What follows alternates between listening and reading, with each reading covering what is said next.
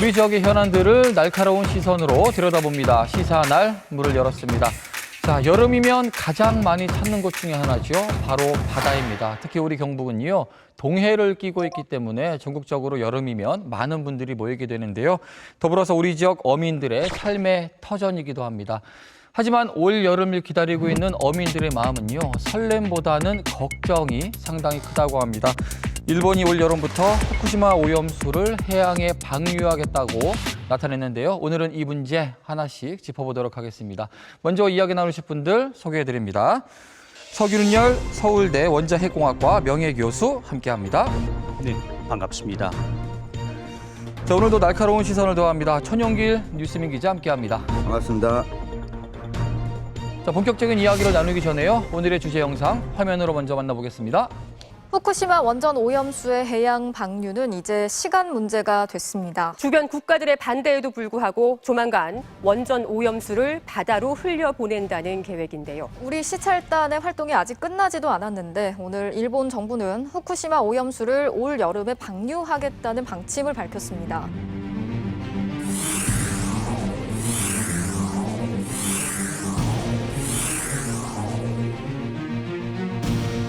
후쿠시마 오염수 방류가 기정사실로 굳어져 가면서 당장 상인들 걱정이 커졌습니다. 어민들은 오염수에 대한 우려가 결국 수산물 소비 위축으로 이어진다고 지적했습니다.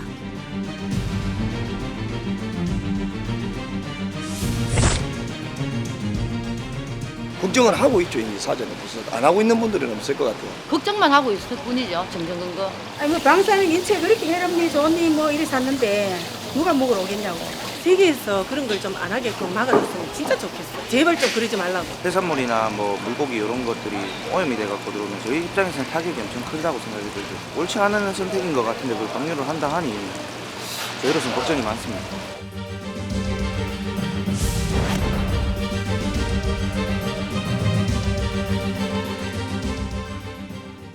자, 우리나라의 경우에는요, 국민 1인당 연간 수산물 소비량이요, 세계 1위라고 합니다. 더불어서 국내 식품 소비량도요, 육류 그리고 쌀보다도 수산물의 소비량이 가장 많다고 하는데요.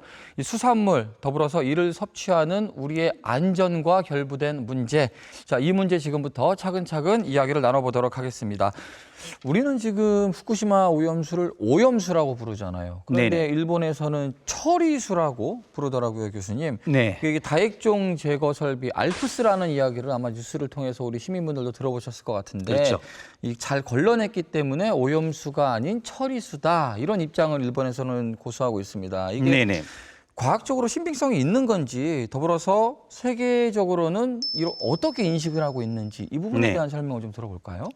그러니까 알프스는 사실은 이제 다액종 제거 설비 영문 이름이죠. 그리고 네. 알프스는 스위스에 있는 몽블랑산, 느낌 좋죠, 깨끗한 물. 그런데 이게 작동 원리는 아주 간단합니다. 그러니까 우리 그 가정에 정수기 있지 않습니까? 거기에 그 여과기 들어가죠, 필터. 네. 그렇죠. 근데 이거는 대형, 대량, 대용량이어야 되겠죠. 그리고 첫 번째는 이거는 전부 그 이제 주문 생산이 되겠습니다. 왜냐하면 보통 한 100톤, 1000톤 정도거든요. 근데 지금은 그거의 1000배가 넘죠. 그 다음에 우리가 처리해야 될 물, 보통 그냥 물이에요. 물에 아무것도 안 보이거든요. 깨끗하고 냄새도 없고 방사성 물질이죠. 거기 세슘, 스트론튬, 삼중수, 플루토늄, 뭐 요도 다 들어가 있겠죠. 그런데 여기는 특수한 문제가 있습니다. 이 해결료가 깨끗이 피복제에 쌓여가지고 있는 게 아니고요. 전부 다 으깨진 상태죠. 그리고 잔해가 되어버렸지 않습니까? 그러니까 냉각수가 들어오면 그걸 끌고 들어오는 거죠. 그렇죠? 지하수가 오면은 깨끗할까요? 모래, 자갈, 먼지 잔뜩 붙어 있죠. 그리고 냉각수에는 바닷물, 소금이 들어있죠. 이게 전부 고형이란 말이죠. 고체란 말이죠. 이게 걸린단 말이죠. 그러면 이 필터라는 게 제 기능을 하기 전에 망가져 버리죠. 왜냐하면 전부 다 우리 그 냉방기만 하더라도 전부 쌓이면은 작동을 하지 않잖아요. 똑같은 겁니다. 그래서 이제 그러면 어떻게 될까요? 이걸 교체해 줘야 되겠죠. 그런데 교체한다고 해서 지하수가 잠깐만 멈출까요? 안 멈추죠. 계속 흐르고 있겠죠. 냉각수 멈출 수 없습니다. 또 녹으니까요. 그럼 계속 하는 거예요.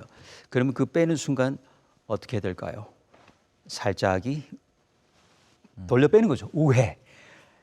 이번 시찰단 가면은요, 그걸 점검해야 되는 분명히 우회 시설이 있을 겁니다. 안전을 위해서.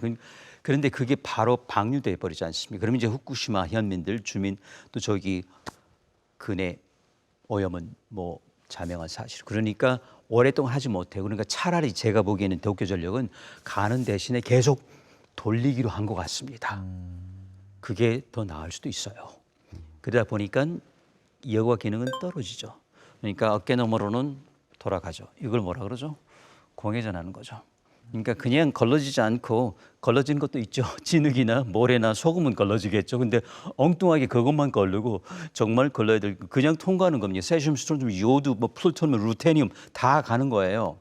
그게 모여진 게 일부는 또 흘려버렸겠죠. 양이 너무 많으니까. 그게 모여진 게 아까 말씀드린 저장 용기에 있는 137만 톤. 그게 이제 오늘 현실입니다. 그리고 이제 더 이상 저장할 데가 없으니까 버려야 되겠다. 네. 그럼 궁금한 게 또 일부 전문가들은 네네. 이 오염수를 거르는 과정에서 네. 이 충분히 사람이 마셔도 될 정도로 안전하다 이렇게 주장하시는 분들도 있잖아요.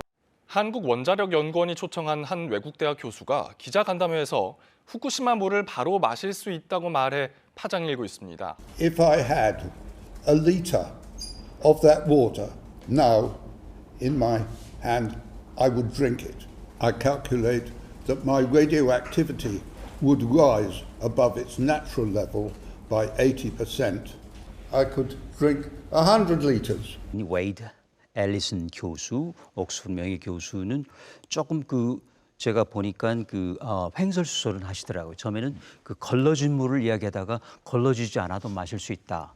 아, 그렇다면은 이렇게 깨끗하다면 공업용수, 농업용수로 쓰기는 너무 아깝다. 더욱이 버리기는 너무 아깝다. 담수 부족 국가니까. 그래서 저는 그 방법을 생각했습니다. 제3의 방법이죠. 도쿄 시민 상수도원에 연결하면 되겠다는 거예요. 그렇죠? 그렇지 않습니까? 근데 도쿄 시민들이 반발을 하면은 그럼 영국에 후쿠시마 생수 수출하면 되고 또 기증이 되고요.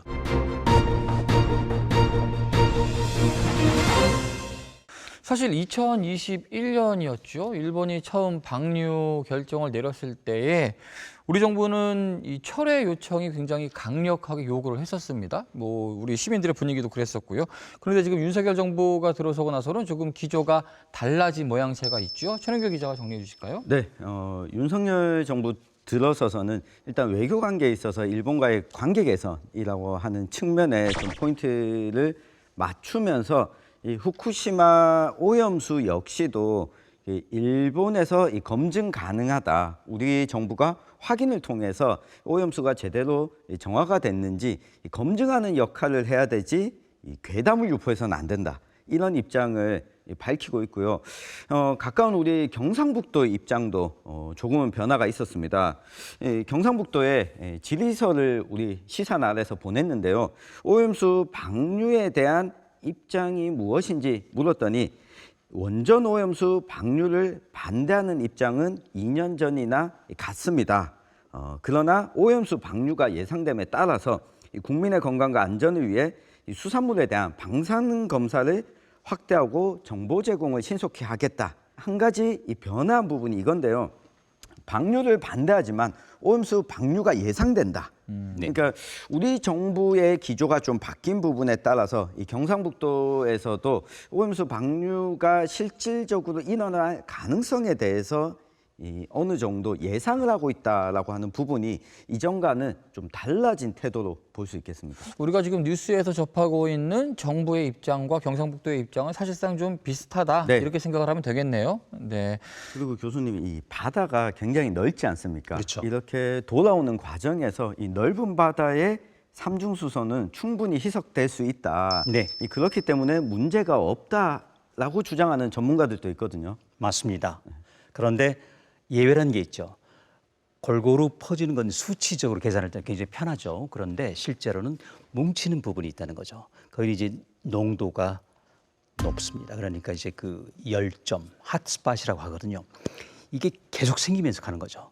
그래서 이제 문제가 되는 게 예를 들어서 그 밑에 있는 어패류, 또는 저류 그러니까 그 광어, 넙치 이런 물고기들이죠. 그리고 또 저 해조류 바닥에 있는 것들 여기는 침전이 되겠죠. 그렇죠? 그리고 이게 일단 침전되면 체내로 들어가지 않습니까? 그러면 여기서부터는 이제 유기결합 삼중수가 되죠. 물론 물고기도 배설합니다만은 일부 유기결합을 하게 되면 배설이 잘 안 돼요. 그러면 이거 똑같습니다. 물고기도 당연히 DNA가 있죠. 여기에 기형이 생기게 되는 것이죠. 그리고 일단 그걸 먹으면 상태에서 또 먹이사슬이라는 게, 그러니까 거기 그 해석에서 전부 다 같이 빠져 있는 게 생태계 분석 그리고 가장전 먹이사슬, 이건 굉장히 어려운 문제거든요. 그렇기 때문에 전부 다 빠져 있어. 그렇지만 거기서 우리가 그 생각으로 실험을 할 수가 있죠. 자, 그렇게 되면 이제 섭취가 됩니다. 그 상태에서 헤엄치다가 경우에 따라서는 또 부어리가 떠다니는 물고기 좀 더 클 수도 있고 쭉 올라가면은 마지막에 참치. 그래서 몇 주 전에 미국 수원에서 방사성 물질을 잔뜩 먹으면 참치가 발견됐다, 잡혔다는 거는 벌써 거기까지 갔다는 거죠. 벌써 이제 사고 나고 10년이 됐으니까요. 그게 일종의 방증이죠. 그래서 이제 해류 문제보다도 더 어류 문제가 중요하다. 먹이 사슬이다. 그리고 어류도 저기 바다 못지않게 수만 마리가 수백만, 수천만, 전부 하면 수억 마리가 되겠죠. 네. 넘을 겁니다. 그렇기 때문에 이 열점하고 마주칠 가능성도 한 번, 두 번은 아니고요.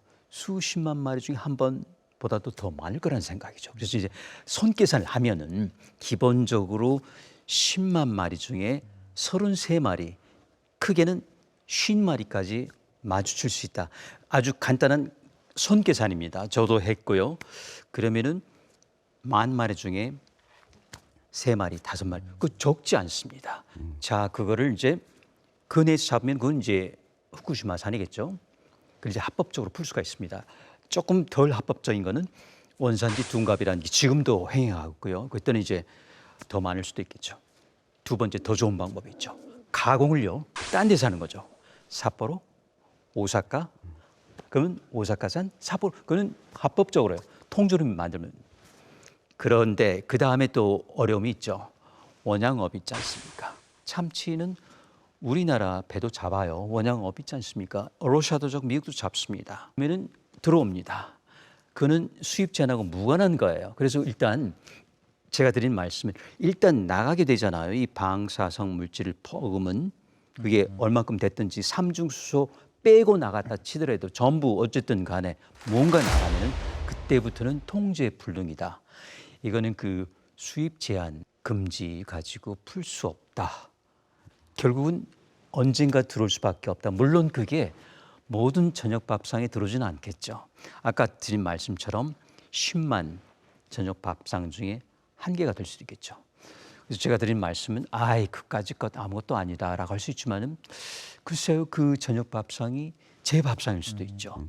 거기에 문제가 있는 것이고, 그래서 이제 저는 그런 것까지 생각한다면 정부 차원에서 이거를 막는 게 맞는데, 사실 이 방류는 우리 입장에서는 안 하면 제일 좋기는 하죠. 그렇죠. 그런데 사실 그렇다면은 어떤 대안들을 꼽을 수 있을까, 이에 대한 고민도 사실 한 번쯤 해보게 됩니다. 네네. 교수님께서 생각하시는 방류 말고 좋은 방법, 대안이 있다면 어떤 거를 말씀하시고 싶으세요? 어쨌든 첫 번째는 저장 용기를 1,000개 정도 늘리는데, 그게 용량이 1,000톤이거든요. 1,000톤이면은 일주일 이상 버틸 수 있습니다. 다 모을 수 있어요. 아까 말씀드렸죠.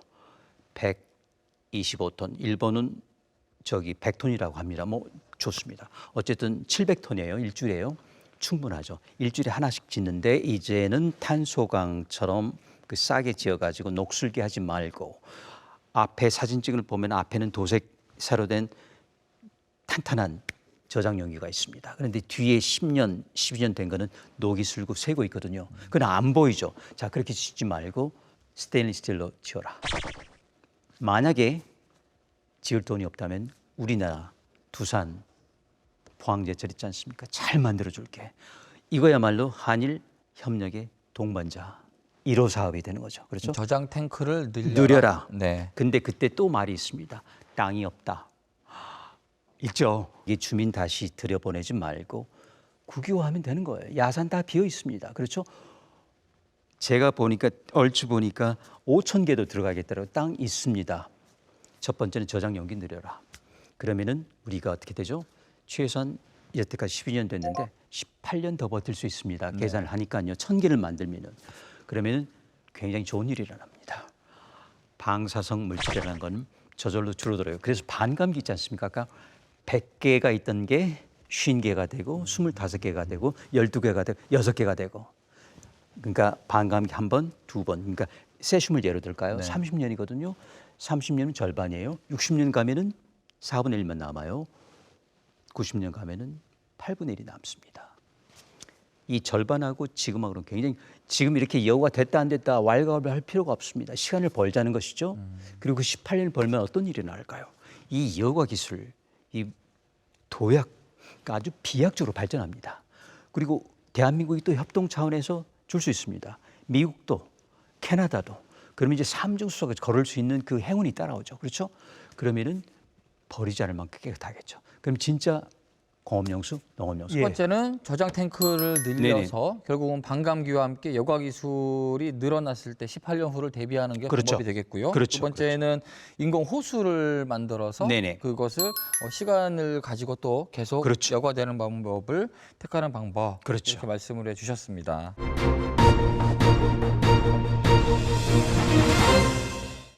정부는 이번 시찰에서 설비 확인과 자료 요청이 추가될 것이라고 밝혔습니다. 일본에서의 일정은 당초 예상보다 이틀 늘어난 나흘인데 실제 후쿠시마 현장 시찰은 23일, 24일 이틀 동안 이뤄집니다. 오염수가 발생해서 정화돼서 이 정류돼서 모여서 희석돼서 바다로 나가는 시찰단은 단장인 원자력안전위원회 위원장을 포함해 정부기관 소속의 원전과 방사능 전문가 21명으로 구성됐습니다. 일각에서 주장한 민간 전문가 참여와 관련해서는 국내에 있는 민간 자문단 10여 명이 시찰단과 수시로 교류할 거라고만 했습니다. 시찰단 이야기를 교수님께 한번 여쭤보고 싶어요. 그러니까 제대로 된 시찰이 될 거라고 보세요? 좀 회의적인데요. 이거는 안전 검증도 아니고 시찰도 아니고 이 찰이 들어간 건 아니다. 이건 설명회다. 그렇습니다. 실제로 우리 정부에서는 시찰에서 검증까지다라고 이야기를 했지만 일본에서는 그냥 설명회. 우리가 그러면 저기 반면 교사해야 될 곳이 있습니다. 대만인데요. 지난해 3월에서 11월까지로 기억하는데 그때 한 6번 정도 갔다 왔다 했는데 그때도 많은 노력을 했던 것 같습니다. 우리는 그냥 손 놓고 있었지만 작년 3월 후쿠시마 제1원전을 시찰하고 돌아온 대만 시찰단이 작성한 보고서입니다. 일본 도쿄전력의 안내로 방사성 물질의 확산 시뮬레이션과 삼중수소 분석 및 검출 기술, 핵물질 분석 절차 등을 직접 시찰했다고 기술돼 있습니다. 그러나 대만 시찰단의 최종 결론은 방대한 시찰 내용에 비해 무기력했습니다. 일본 측의 해양 모니터링 자료를 공유하고 방류 안전 기준을 충족하는지 확인하며 검토 정보를 공개해달라는 건의 사항을 전달했을 뿐이고 대만 자체 시뮬레이션을 개발한다든지 다핵종 제거 시설이나 IAEA 심사에 지속적인 관심을 갖자는 궁색한 내용으로 마무리됐습니다. 대만 정부는 지난 2021년 이미 오염수 방류에 대한 반대 의견을 분명히 밝혔지만 시찰단의 활동으로는 일본 정부의 방침을 막거나 늦출 수 없었습니다. 그래서 결국 했던 게 그 정제된 발표 자료를 듣고 그리고 설명을 듣고 그리고 결국은 아무것도 하지 못하고 돌아왔어요. 그러니까 빈손으로 온 거죠. 6번, 5번, 대여섯 번 간 거죠. 자, 그렇다면 우리가 이제 막바지에 와가지고 이걸 간단 말이죠. 근데 우리가 그 놓치지 말아야 될 부분이 있는 게요. 자, 이거는 원자력 발전소죠. 어느 나라든지 국가 1급 보안 시설이고요. 그리고 이건 또 도쿄 전력은 사기업이죠. 민영 기업이란 말이죠. 영업 비밀이에요. 자, 후쿠시마 현민이 어민이 우리 못 믿겠다. 물 좀 또 오겠다. 예를 들어서 못했습니다. 12년 동안이요. 시민 환경단체 그린피스 못했습니다. 허용을 하지 않는 거죠. 마지막에는 영업 비밀에 부딪히는 겁니다. 우리도 마찬가지예요. 제가 예를 들어서 어떤 국회를 통하더라도 원자력 발전소 뭘 자료를 받으면 영업비밀 다 막히게 됩니다. 그러니까 그걸 탓할 수는 없습니다. 또 한 가지 이게 세슘이다, 요두다 안 나와요. 이거는 현실이기 때문에 이게 화학적으로 결합되어 있습니다. 세슘은 그냥 세슘 아닙니다. 수산화 세슘으로 존재하고요. 요두는 그냥 요두 아니에요. 세슘하고 같이 결합되어 있어요. 우리나라가 이거 파악 못했을걸요. 저는 그 전문 용어를 했기 때문에 이걸 아는 거고 그걸 걸러낸 다음에 거기서 요두만 빼고 세슘도 134만, 137만 빼고 이거 굉장히 오래 걸린 작업입니다. 그리고 해상도가 굉장히 높아야 되고요. 그러려면 장비를 우리 일본 거 못 믿으니까 우리가 가는 거 아닙니까? 그럼 우리 거 장비 가져가야죠. 이거 비행기 한 대 못 싣습니다. 그러니까 저는 이런 밀당이라고 하더라고요. 밀고 당기는데 이게 어디까지 갈까? 어차피 안 될 일인데 이거는 고장나서 안 되고 이거는 수리 중이니까 안 되고 갱도 보세요. 아직 갑자기 또 말을 바꿨더라고요. 아직 공사가 끝났다고 했거든요. 그러니까 그래서 가는데 오염수를 내보낼 해저 터널에 대한 해저 말씀이신 거죠? 갱도 말씀. 네. 그래서 제가 이제 그 시찰단 말씀하신 그것도 이제 들어가 있더라고요. 그래서 보겠다 했는데 거기는 또 이제 공사가 아직 끝나지 않았다. 네. 그런데 거기는 가면 안 됩니다. 왜냐하면 이 오염돼 있지 않습니까? 그렇기 때문에 이런 여러 가지들. 그래서 저는 이제 그 알프스라고 하는 다액정 제거 설비도 필터를 보려면 거기 갈 게 아니고 히다치로 가야 된다는 거예요. 여과기를 거기서 만들었으니까 필터를 생산한 업체를 그 업체를 가서 이 기준을 봐야죠. 그렇죠? 우리가 말하는 스펙을 봐야 되는데 기술 사양을 도쿄전력도 몰라요. 왜냐하면 구매자이기 때문에. 그러면은 히다치를 가는 게 맞습니다. 제가 보기엔. 그리고 도쿄전력을 굳이 가야 되는 이유 우회 장치가 어떻게 돼 있는 건지 밸브가 몇 개 있는지 그러면 대개 여태까지 얼마만큼이 그냥 건너뛰어서 나갔겠다는 것을 이렇게 유추를 할 수가 있거든요. 볼 건 참 많아요. 저도 보고 싶고요. 유해 장치 보고 싶고 여과기 보고 싶고 이온 교환기 보고 싶고 전기 분해 어떻게 했는지 다 보고 싶어요. 그리고 그 모렌 걸러 가지고 어디 저기 모아뒀는지 그 오염토라고 하거든요. 다른 푸대에 있을 겁니다. 그걸 좀 보고 싶어요. 그렇다 되면 방사성 물질이 나오겠죠. 그렇죠? 그러니까 이번에 일본의 시찰단이라고 하는 이름으로 우리 정부가 방문하는 게 오히려 일본 정부가 이 오염수를 방류할 수 있도록 면제부를 주는 거다. 뭐 마지막 이렇게. 보험 하나 더 사는데 우리가 그걸 그냥 던져주는 겁니다. 그러니까 일종의 아마 제가 보기에는요. 협력 동반자니까요. 미국 동조했습니다. 방조죠. 국제원자력이 처음부터 이걸 밀었고요. 근데 우리나라, 중국 있지 않습니까? 대만 이제 포기한 것 같고 중국도 입이 두 개라도 세 개라도 말 못하죠. 왜냐면요. 앞날을 생각해야 되죠. 중국이 곧 지금 50기거든요. 50기가 넘어요. 10년 내에 200기가 됩니다. 사고 나는 건 시간 문제예요. 그렇죠? 그러니까 내심 일본이 버리면 중국도 마음 놓고 버리죠. 왜 우리나라 정부가 그걸 생각하지 못할까요? 몰랐다면 무지한 거고요. 알고 한다면 이건 뱀이죠. 그렇잖아요. 저는 알아야 된다고 봐요. 한, 중, 이런 역계, 이 원자력 삼국지거든요. 보세요. 안 그려집니까? 일본 냅니다. 그럼 중국 하죠. 그러니까 중국은 보세요. 말로만 하지 행동은 하나도 없습니다. 외교부에서 성명 내죠. 그걸로 끝이에요. 그다음에 한 거 없지 않습니까? 근데 대만은 하려고 했던 것 같아요. 근데 이제 그게 이루어지지 못해. 국력 차이죠, 결국은. 일본하고 대만의 국력을 보면 아마 이해가 되실 겁니다. 그런데 이제 우리 한국이 지금 마지막 차를 탔는데 제가 보기에는 일본 총리가 생각하는 마지막 활용점정, 딱 용의 눈 찍는데 우리 정부가 또 대통령이 도와주는 꼴이 됐죠. 교수님 이야기 듣고 보니까 이번에 일본이 방류하는 데서 그치는 게 아니라 이 중국 역시도 이 방류하게 될 가능성도 생기기 때문에 이 첨을 막아야 된다. 이렇게 이해를 해야 되겠네요. 네, 국제적인 선례가 되는 거기 때문에 이걸 막지 않으면요, 그 다음에는 그야말로 도미노죠. 예를 들어 그리고 우리나라는 아니겠지만요, 중국이 사고 났을 때 또는 폐로를 하게 됩니다. 그럴 때 그냥 내보내지 않겠습니까? 지금 일본도 마찬가지입니다. 이 30년 동안에 원자로 폐로 작업이 동시에 진행됩니다. 그거 저장 못해요. 당연히 딸려 나가겠죠. 그래서 국제적으로 아마 아주 불행한 선례가 되는 거기 때문에 우리는 끝까지 막아야 되는 거죠. 아직 시간이 있어요. 그 아시다시피 국제해양법-재판소 UN 뭐 기타 국제연합 말이죠. 여기에 그 소위 그 용어가 있어요. 정확한 표현은 방류 정지 임시 구제 신청이라 가처분 신청이죠. 시간이 오래 걸리지 않는다고 하더라고요. 그런데 문제는 정부가 하는 것이죠. 민초가 아니고요.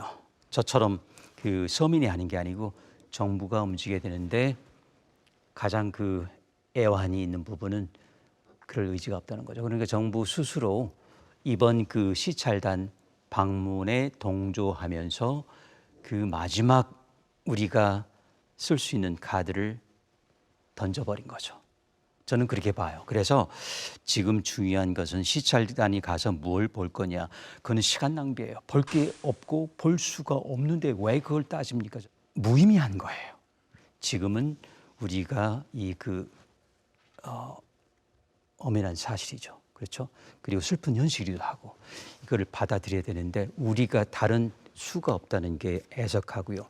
일단 그 어민, 수산업계 종사하신 분의 소득 보전을 어떻게 할 것인지 대만은요 구상권 청구합니다. 근데 우리는 그런 말 한마디 없었거든요. 방류할 거면 우리 어민들에 대한 대책도 일본 정부가 세워야 된다. 맞습니다. 그런데 일본이 그렇게 할까요? 그걸 우리가 정부 차원에서 우리는 권리가 있거든요. 왜냐하면은 지금 해양법을 무려 3개나 위반하면서 벌이는데 우리가 언제까지 함구하고 있을 건지 우리가 시찰단까지는 동의했지만 적어도 정부 차원에서 강력하게 대만처럼 구상권 청구 포함해가지고 요구를 할 권리가 있습니다. 그 권리는 포기하지 말아야 됩니다.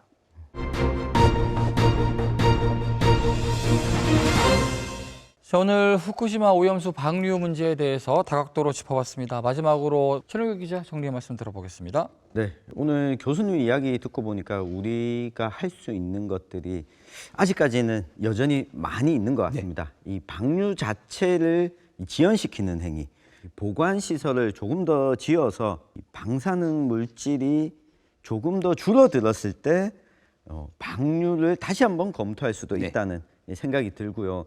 그래서 이 부분도 검토가 필요하고 또 한 가지는 우리 어민들에게 돌아갈 피해에 대해서도 저는 일본 정부에 요구할 수 있는 부분들을 정당하게 요구를 하는 게 우리 어민들, 국민들 마음에도 조금은 좀 신뢰가 생기지 않을까 하는 기대를 좀 가져봅니다. 자, 후쿠시마 오염수 방류에 대해서요, 우리 국민들의 관심이 아주 뜨겁습니다. 이 해양 방류는 우리나라뿐만이 아니라 전 세계의 바다가 관련이 있는 문제이기 때문이고요. 더불어서 우리 식탁에 오르는 먹거리, 더불어서 우리의 안전에 대한 문제이기 때문일 겁니다. 여러분들도 끝까지 관심 있게 지켜봐 주시길 바라겠습니다. 오늘 시사날은 여기서 마치겠습니다. 함께해 주신 여러분 고맙습니다.